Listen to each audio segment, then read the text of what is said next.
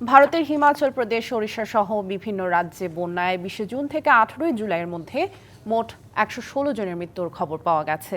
এদিকে পাকিস্তানের লাহোর এবং ইসলামাবাদ সহ বেশ কয়েকটি প্রধান শহরে ভারী বর্ষণে তীব্র জলাবদ্ধতা দেখা গেছে। অন্তত ৬৩ জন নিহত ও প্রায় ৩০০ জন আহতের খবর মিলেছে। এছাড়া চতুর্থ দিনের মতো মুষলধারে ভারী বৃষ্টি অব্যাহত দক্ষিণ কোরিয়ায়। বেশ কিছুদিন ধরেই ভারী বৃষ্টিপাতে বিপর্যস্ত ভারতের হিমাচল প্রদেশের বিভিন্ন অঞ্চল। ২০ জুন থেকে ১৮ জুলাইয়ের মধ্যে মোট ১১৬ জনের মৃত্যুর খবর পাওয়া গেছে। এর মধ্যে ৬৮ জনের মৃত্যু হয়েছে আকস্মিক বন্যা, ভূমিধস, বজ্রপাত এবং বিদ্যুৎস্পৃষ্টে। অন্যদিকে ৪৮ জনের মৃত্যু হয়েছে সড়ক দুর্ঘটনায়। এছাড়া মাসব্যাপী ভারী বৃষ্টিতে ওড়িশার কেন্দ্রপাড়া জেলার বিভিন্ন এলাকায় বন্যায় ব্যাপক ক্ষতি হয়েছে। এবারের বর্ষা মৌসুমে এখন পর্যন্ত সবচেয়ে ভয়াবহ দিন কাটাচ্ছে পাকিস্তানের বাসিন্দারা।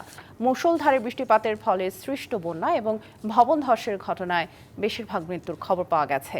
দক্ষিণ কোরিয়ায় চতুর্থ দিনের মতো মুষলধারে বৃষ্টিপাতের ফলে প্রায় ৩,০০০ মানুষকে নিরাপদ স্থানে সরিয়ে নেওয়া হয়েছে।